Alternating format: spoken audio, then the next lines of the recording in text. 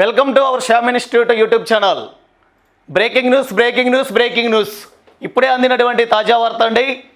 SSC సీజీఎల్కి సంబంధించి prepare అవుతున్నటువంటి అభ్యర్థులకి శుభవార్త. ఇప్పుడే మనకి ఎస్ఎస్సి సీజీఎల్కి సంబంధించి నోటిఫికేషన్ మనకి విడుదల చేయడం జరిగింది. ఆ నోటిఫికేషన్కి సంబంధించినటువంటి డీటెయిల్స్ని మీరు ఒకసారి అబ్జర్వ్ చేయగలరు. ఇక్కడ కానీ మీరు గమనించినట్లయితే first one, dates of submission of online application అనేది గమనించినట్లయితే మనకి 24వ తేదీ అంటే ఈ నెల. జూన్ 24వ తేదీ నుంచి మీకు ఆన్లైన్ అప్లికేషన్స్ అనేవి స్టార్ట్ అవుతున్నాయి. మరి ఎప్పటి వరకు అంటే నెక్స్ట్ మంత్ జూలై 24 వరకు, అనగా నెల రోజులు మీకు టైం ఇచ్చారండి. తర్వాత ఉండి last date and time for receipt of online applications.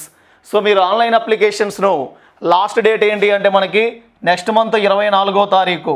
ఓకేనా, నెక్స్ట్ మంత్ 24వ తారీఖు నైట్ 11 గంటల వరకు కూడా మీరు అప్లికేషన్స్ అనేటువంటివి అప్లై చేసుకోవచ్చు. అలానే last date and time for making online fee payment. మీరు ఆన్లైన్లో ఫీ పేమెంట్ చేయాలి అనుకుంటే మాత్రం 25వ తారీఖు కూడా మనకి ఇక్కడ లాస్ట్ డేటు నెక్స్ట్ డే కూడా ఇచ్చారండి, 25వ తారీఖు వరకు ఉన్నాయి. అలానే నెక్స్ట్ వన్ చూడండి, dates of windows for application form correction including online payment. మీరు ఇక్కడ కరెక్షన్స్ ఏమన్నా కానీ ఉన్నట్లయితే అవి మనకి ఆన్లైన్ పేమెంట్ మనకి గ్యారెంటీగా కరెక్షన్ చేసుకోవడానికి కూడా టైం ఇచ్చారండి. ఆ టైంను కానీ మీరు గమనించినట్లయితే ఇక్కడ మనకి 10వ తారీఖు నుంచి నెక్స్ట్ 11వ తారీఖు వరకు ఇవ్వడం జరిగింది. మరి ఎప్పుడు అంటే ఇక్కడ మనం గమనించాలి ఆగస్ట్ అండి.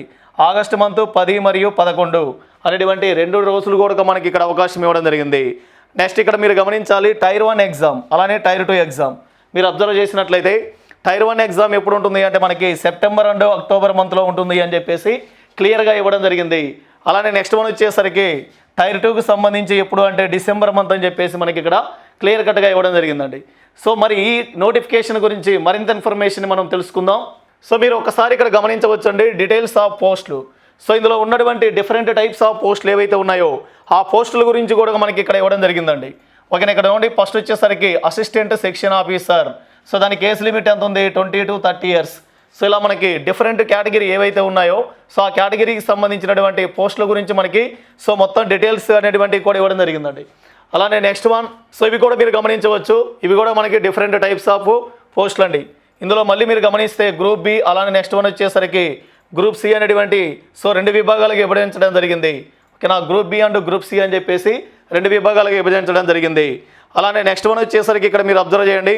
మరి ఇక్కడ మీరు ఒకసారి కానీ గమనించినట్లయితే వేకెన్సీస్ అండ్ రిజర్వేషన్ గురించి మీరు అబ్జర్వ్ చేసినట్లయితే మొత్తం మనకి పోస్టుల సంఖ్య ఎంత అంటే 17,727 పోస్టులు ఇవ్వడం జరిగిందండి. మీరు గమనించాలి చాలా పెద్ద అమౌంట్ అనేటువంటిది మనకి ఇక్కడ ఇవ్వడం జరిగింది. 17,727 పోస్టులతో మనకి ఎస్ఎస్సి సీజీఎల్ నోటిఫికేషన్ అనేటువంటిది రిలీజ్ అయింది. కాబట్టి మీరు గ్యారెంటీగా దీని మీదగా ఫోకస్ చేయవలసిందే. నెక్స్ట్ వన్, మరి దీని గురించి ఒకసారి మీరు ఇక్కడ ఇచ్చినటువంటి దాని కానీ మీరు అబ్జర్వ్ చేసుకున్నట్లయితే ఒకసారి మీరు ఏజ్ లిమిట్ అబ్జర్వ్ చేయాలండి.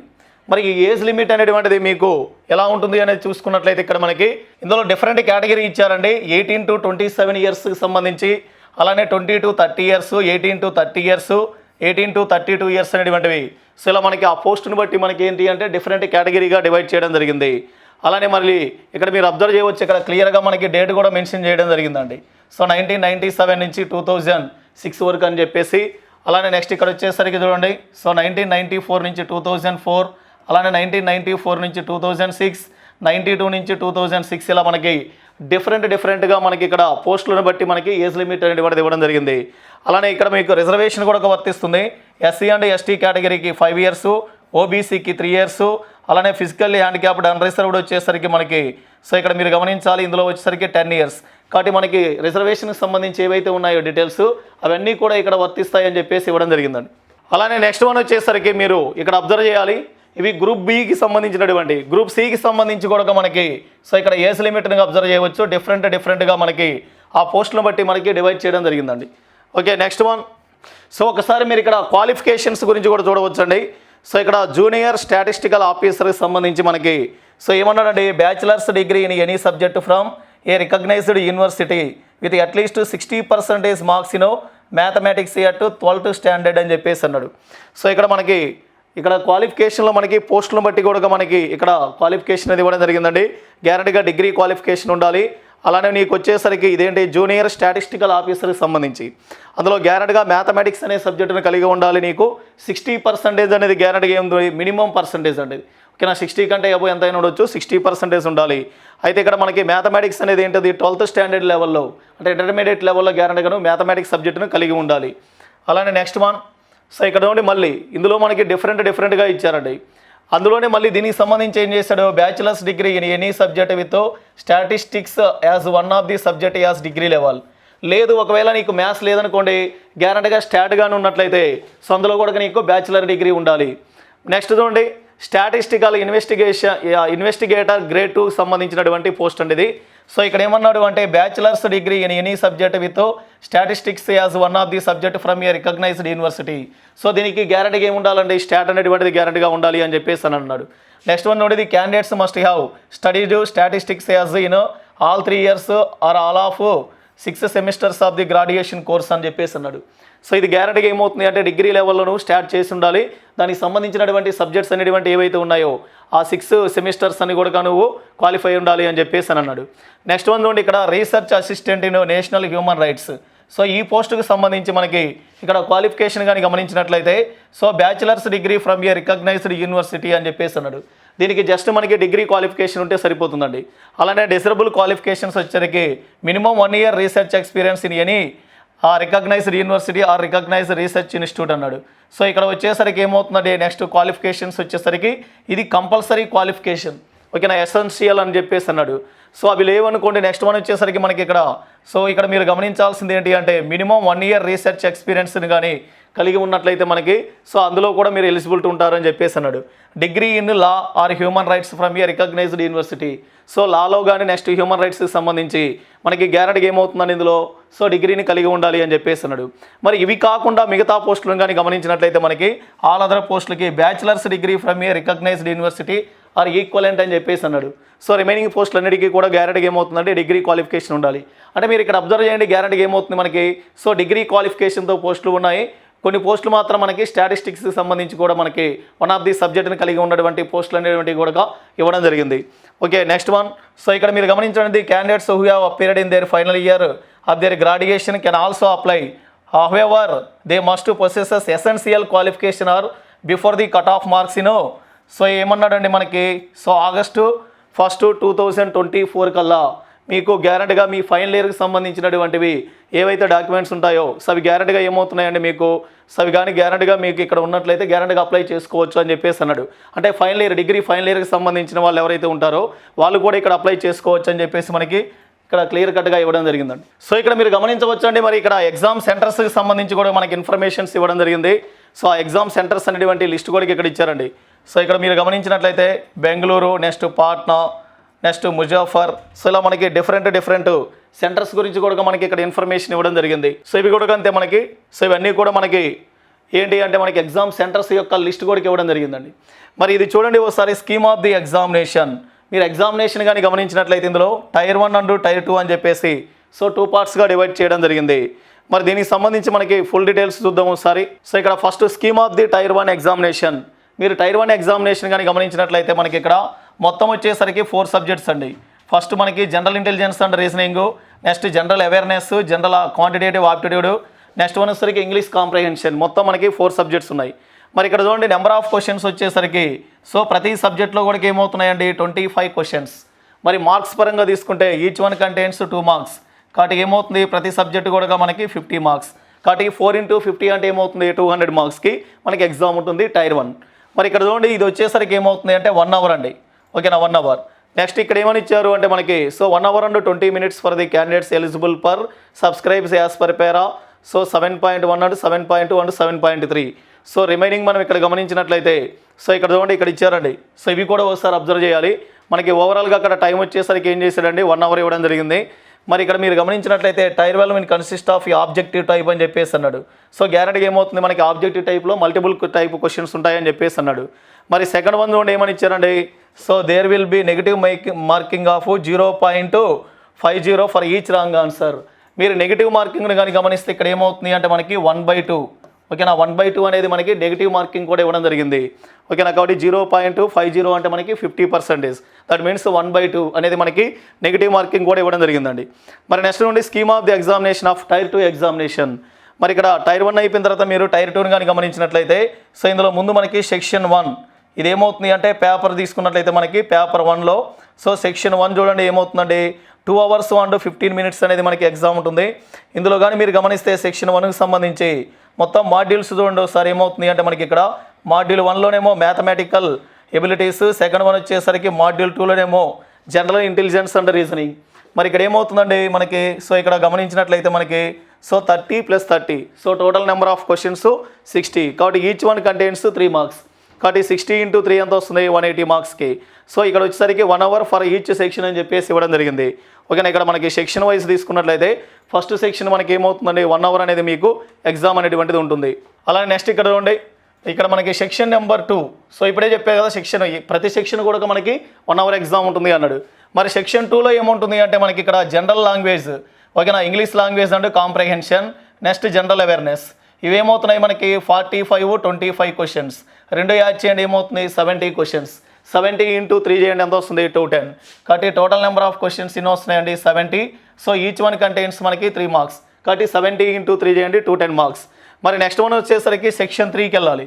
ఇందులో మాడ్యూల్ 1 కానీ గమనిస్తే కంప్యూటర్ నాలెడ్జ్ మాడ్యూల్ వచ్చేసరికి సో ఏం చేశారని మనకి 20 ఉంటాయి. అందులో ఈచ్ క్వశ్చన్ కంటైన్స్ 3 marks.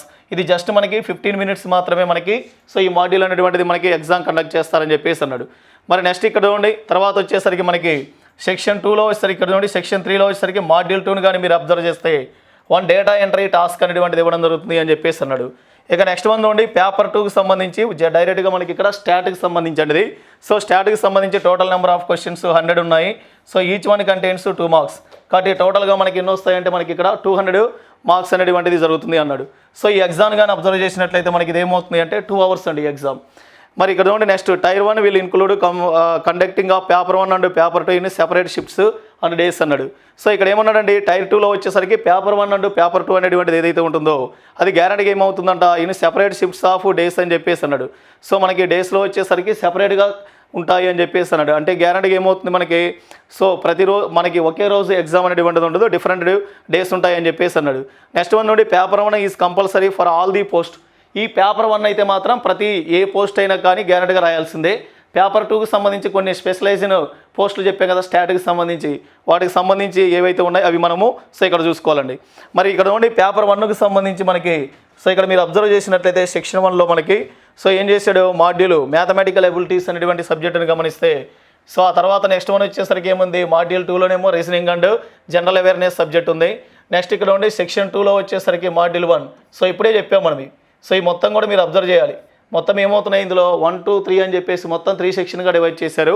ఆ సెక్షన్కి సంబంధించి మొత్తం ఏంటి అనేది సో క్లియర్ కట్గా మీకు ఇక్కడ ఎగ్జామ్లో ఉన్నటువంటి సెక్షన్స్ వైజ్ మొత్తం ఏవైతే ఉన్నాయో మొత్తం కూడా మనం ఇక్కడ ఎక్స్ప్లెయిన్ చేయడం జరిగిందండి. ఓకే నెక్స్ట్ ఇక్కడ ఉండి సెక్షన్ 3లో ఏమి ఇచ్చాడు computer knowledge test and data entry speed test అని చెప్పేసి కూడా ఇవ్వడం జరిగింది. సో ఇవన్నీ కూడా మీరు ఒకసారి అబ్జర్వ్ చేయాలి. మరి నెక్స్ట్ వన్ వచ్చేసరికి ఇందులో మీరు ఒకసారి అబ్జర్వ్ చేసినట్లయితే it will mandatory for the candidates to qualify all the sections of paper 1. Paper 1కి సంబంధించి మనకి ఏదైతే ఉన్నాయో ఆ సెక్షన్స్ అన్నీ కూడా మనము క్వాలిఫై ఉండాలి అని చెప్పేసి అన్నాడు. Next module 2 of section 3 of paper 1 is data entry speed test అని చెప్పేసి అని ఇచ్చాడు. సో దానికి సంబంధించి కూడా మనం చెప్పాము ఆల్రెడీ. సో స్పీడ్ టెస్ట్ అనేటువంటిది కూడా ఉంటుంది.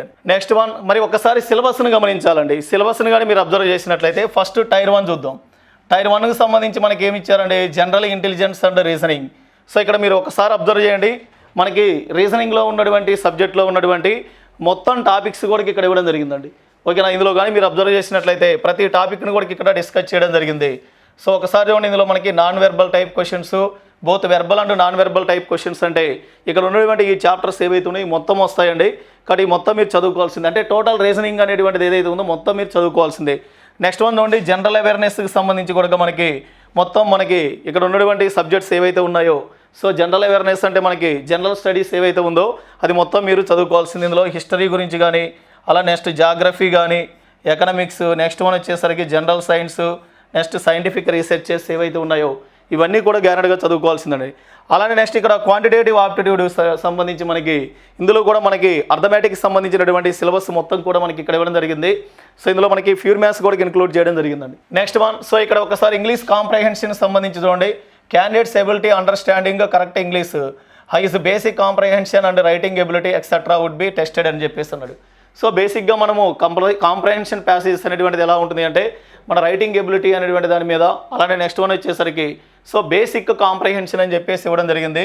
ఇంగ్లీష్లో ఉన్నటువంటి so correction of the, so ఇక్కడ చూడండి అండర్స్టాండ్ కరెక్ట్ ఇంగ్లీష్ అనేటువంటిది మనకి అర్థం చేసుకోవడం కావాల్సినటువంటి ఏవైతే ఉన్నాయో సో అవి గ్యారెంటీగా ఉంటాయని చెప్పేసి అన్నాడు. నెక్స్ట్ వన్ చూడండి ఇక్కడ వచ్చేసరికి తర్వాత టైర్ 2కి సంబంధించి ఒకసారి గమనించాలి. టైర్ 2కి సంబంధించి ఫస్ట్ మాడ్యూల్ 1 కానీ అబ్జర్వ్ చేసినట్లయితే మనకి సో ఇందులో కూడా ఒక మ్యాథమెటికల్ అబిలిటీ అనేటువంటిది పేపర్ 1గా తీసుకున్నప్పుడు సో ఇందులో చూడండి number systems, next fundamental arithmetical operations, algebra, geometry, mensuration, trigonometry, statistic and probability అంటే ప్యూర్ మ్యాథ్స్ అనేటువంటి ఏవైతే ఉన్నాయో వాటి గురించి ఎక్కువగా ఇక్కడ మనకి డిస్కస్ చేయడం జరిగింది. అలా నెక్స్ట్ వన్ చూడండి మాడ్యూల్ 2లో వచ్చేసరికి మనకి పేపర్ 1లో మాడ్యూల్ 2 కానీ గమనిస్తే ఇక్కడ రీజనింగ్ సంబంధించినటువంటి సబ్జెక్టులో ఏవైతే ఉన్నాయో సిలబస్ అనేటువంటిది అవి మొత్తం కూడా ఇక్కడ మనకి ఇవ్వడం జరిగిందండి. ఓకేనా, ఇక్కడ ఉండి రీజనింగ్ అండ్ జనరల్ ఇంటెలిజెన్స్ అని చెప్పేసి అన్నాడు. అంటే టోటల్గా మనకి టైర్ 1లో ఏదైతే మనకి రీజనింగ్ సబ్జెక్టు సిలబస్ ఏదైతే ఉందో అది కూడా మళ్ళీ మనకి ఇక్కడ టైర్ 2లో రావడం జరుగుతుంది. అలా నెక్స్ట్ వన్ చూడండి ఇక్కడ వచ్చేసరికి English, general English and comprehension సంబంధించి vocabulary, grammar, sentence structure, synonyms, antonyms, their correction usages అని చెప్పేసి మొత్తం ఇలా క్లియర్ కట్గా మనకి ఇవ్వడం జరిగింది. కాబట్టి ప్రతి సెక్షన్కి సంబంధించినటువంటి సిలబస్ ఏదైతే ఉందో ఆ సిలబస్ను కూడా మనకి సో ఇక్కడ మెన్షన్ చేయడం జరిగింది. నెక్స్ట్ ఇక్కడ ఉండి జనరల్ అవేర్నెస్ అండి. నెక్స్ట్ ఇదేంటి మాడ్యూల్ 2. ఓకేనా, మాడ్యూల్ 2 సెక్షన్ పేపర్ 1లో సెక్షన్ 2లో మాడ్యూల్ 2. సో ఇందులో వచ్చేసరికి ఏమవుతుంది అంటే దీనికి సంబంధించి కూడా మనకి సో ఇంతకుముందే చెప్పాము మనం ఇక్కడ వచ్చేసరికి ఈ జనరల్ సైన్స్కి సంబంధించిన సబ్జెక్టులు ఏవైతే ఉన్నాయో అవి మొత్తం కూడా గ్యారెంటీగా మీరు నేర్చుకోవాల్సిందే. సో దీని తర్వాత నెక్స్ట్ వన్ వచ్చేసరికి సెక్షన్ 3 చూడండి. సో కంప్యూటర్ ప్రొఫిషియన్సీ టెస్ట్ అంటాం దీన్ని. సో ఇందులో కంప్యూటర్ బేసిక్స్ అనేటువంటి మనకి ఇంపార్టెంట్ అండి. సో ఇక్కడ చెప్పాడు organisation of a computer, central processing unit CPU గురించి, next input output devices, computer memory organisation, backup devices, ports, windows, explore, keyboardist, short cuts అని చెప్పేసి అన్నాడు. అంటే మనకి కంప్యూటర్లో జనరల్గా ఉన్నటువంటి ఏవైతే ఉంటాయో సో జనరల్ టాపిక్స్ ఏవైతే ఉన్నాయో వాటి గురించి ఇక్కడ ఇవ్వడం జరిగింది. సో దాంతోపాటు మళ్ళీ software, next working with internet and emails గురించి, next basics of networking and cyber security గురించి కూడా ఇవ్వడం జరిగింది. నెక్స్ట్ పేపర్ 2కి సంబంధించి మనకి స్టాటిస్టిక్స్ అండి. సో ఇక్కడ నుండి స్టాటిస్టిక్స్ అనేటువంటి దాన్ని కూడా మీరు గమనిస్తే ఇందులో సిలబస్లో మనకి మెన్షన్ చేయడం జరిగింది. ఇది స్టాట్కి సంబంధించి కొన్ని పోస్టులు ఏవైతే ఉన్నాయో ఆ పోస్టులకు గ్యారెంటీగా స్టాట్ ఉండాలని చెప్పేసి సో మనకి ఇక్కడ నోటిఫికేషన్ ఇవ్వడం జరిగింది. సో దానికి సంబంధించి కూడా మనకి ఇక్కడ మీరు అబ్జర్వ్ చేయాల్సింది ఏంటి అంటే సో ఆ డేటాను కానీ మీరు అబ్జర్వ్ చేసినట్లయితే ఇక్కడ మనకి క్లియర్ కట్గా సిలబస్ కూడా ఇవ్వడం జరిగింది. నెక్స్ట్ వన్ ఇక్కడ ఉండి అందులో మనకి టాపిక్స్ అనేటువంటి ఏవైతే ఉన్నాయో అవి కూడా ఇక్కడ మెన్షన్ చేశారు. కాబట్టి ఇవి కూడా మీరు ఒకసారి గమనించాలి. కాబట్టి ఇదంతా కూడా ఏంటి అంటే మనకి స్టాట్కి సంబంధించినటువంటి సిలబస్ ఏదైతే ఉందో అదండి మనకి. కాబట్టి నెక్స్ట్ వన్ చూద్దాం. కాబట్టి ఇక్కడ చూడండి లాస్ట్కి వచ్చేసరికి మనకి స్టాట్ అనేటువంటిది ఏదైతే ఉందో ఆ స్టాట్కి సంబంధించినటువంటి సిలబస్ కూడా ఇవ్వడం జరిగింది. కాబట్టి మీరు గమనించారు కదండి ఇక్కడ మనకి ఎగ్జామ్కి సంబంధించి సో డేట్స్ ఇవ్వడం జరిగింది. అలానే నెక్స్ట్ వన్ వచ్చేసరికి ఈ ఎగ్జామ్ ఎప్పుడు కండక్ట్ చేస్తారు, టైర్ 1 ఎప్పుడు ఉంటుంది, టైర్ 2 ఎప్పుడు ఉంటుంది అనేది సో అందులో నోటిఫికేషన్లో కూడా క్లియర్ కట్గా ఇవ్వడం జరిగింది. కాబట్టి ఇక మీరు టైం వృధా చేసుకోవద్దు. మనకి ఇక్కడ 17,700 సుమారుగా మనకి 17,700 పోస్టులు దాకా ఇచ్చారు. కాబట్టి గ్యారెంటీగా ఏం చేస్తారు అంటే మీరు కాన్సన్ట్రేషన్ చేయండి. సీజీఎల్ జాబ్ను గ్యారెంటీగా సాధించడానికి ఇది ఒక గొప్ప అవకాశంగా నేను భావిస్తున్నాను. కాబట్టి మీ హార్డ్ వర్క్ అనేటువంటిది ఏదైతే ఉందో అది మిమ్మల్ని గ్యారెంటీగా సక్సెస్ఫుల్ దారిలో చూపిస్తుంది. గ్యారెంటీ మీరు సక్సెస్ అవ్వాలని కోరుకుంటూ సో చూశారు కదండి ఇక్కడ మనకు వచ్చేసరికి ఎస్ఎస్సి సీజీఎల్కి సంబంధించినటువంటి ఇన్ఫర్మేషన్ మీరు సో క్లియర్ కట్గా అక్కడ ఇవ్వడం జరిగింది. కాబట్టి గ్యారెంటీగా మీరు అబ్జర్వ్ చేయండి. మనకి ఏమవుతుంది అంటే ఎస్ఎస్సి సీజీఎల్కి సంబంధించి సో పోస్టుల సంఖ్య కూడా మనకి చాలా ఎక్కువగా ఇచ్చారు. కాబట్టి సో మీరు గ్యారెంటీగా కాన్సన్ట్రేషన్ చేసినట్లయితే దీంట్లో గ్యారెంటీగా సక్సెస్ కాగలరు. సో మన శ్యామ్ ఇన్స్టిట్యూట్ తరపు నుంచి మీరు గమనిస్తే ఎస్ఎస్సి సీజీఎల్ నూతన బ్యాచ్ అనేటువంటిది సో ప్రారంభించడం జరుగుతుంది. సో నెక్స్ట్ మంత్ అండి జూలై. సో మీరు గమనించినట్లయితే జూలై 1వ తారీఖు నుంచి మనకి ఇక్కడ కొత్త బ్యాచ్ అనేది స్టార్ట్ అవుతుంది. కాబట్టి మీరు త్వరపడండి, మీరు టైం వృధా చేసుకోవద్దు. గ్యారెంటీగా ఈ బ్యాచ్తోనే మీరు గ్యారెంటీగా సీజీఎల్ పోస్టులు కొట్టాలని ఆశిస్తున్నాము. కాబట్టి మీరు ఎవరైతే ఈ బ్యాచ్లో జాయిన్ అవ్వాలనుకుంటున్నారో సో జాయిన్ అవ్వాలనుకున్న వాళ్ళు గ్యారెంటీగా మన కాంటాక్ట్ నెంబర్స్, ఆఫీస్ కాంటాక్ట్ నెంబర్స్కి కాంటాక్ట్ అయ్యి సో మీ సీటుని రిజర్వ్ చేసుకోండి. సో ఈ అవకాశాన్ని ప్రతి ఒక్కరు ఉపయోగించుకోవాలని కోరుకుంటూ మీ అందరికీ మన శ్యామ్ ఇన్స్టిట్యూట్ తరపు నుంచి ఆల్ ది బెస్ట్.